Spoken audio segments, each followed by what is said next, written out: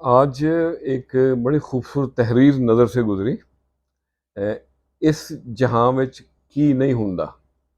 तो आज मैंने इसी बहर में पंजाबी में एक नज़म लिखी है। तो अर्ज करते हैं।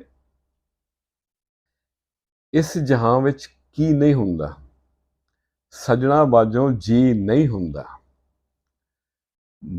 भर जांदे ने जख्म भी सारे, भर जांदे ने जख्म भी सारे, यार दा फट सी नहीं हुंदा।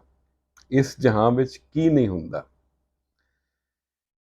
कलियां रह रह मुक गए हैं, कलियां रह रह मुक गए हैं।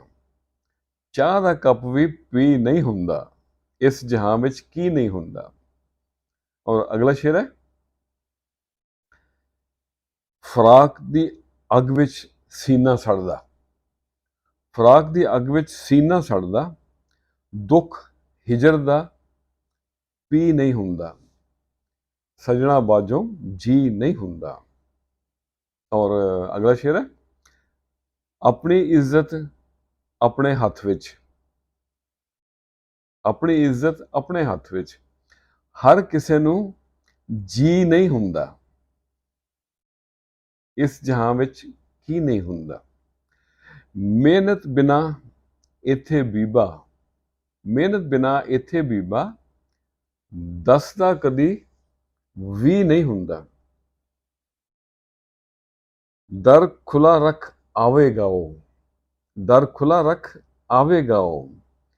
ਯਕੀਨ ਕਾਮਲ ਵਿੱਚ ਕੀ ਨਹੀਂ ਹੁੰਦਾ। ਇਸ ਜਹਾਂ ਵਿੱਚ ਕੀ ਨਹੀਂ ਹੁੰਦਾ। यार दा फट भी सी नहीं हुंदा। तो आज के लिए इतना ही। सदका करने से मत रुके, खराब को मत रोके, वरना आपका रिस्क भी रोक दिया जाएगा। देना शुरू कर दें, पाना शुरू हो जाएगा। खुश रहें और सबके लिए आसानियों का सबब बने। अस्सलाम वालेकुम।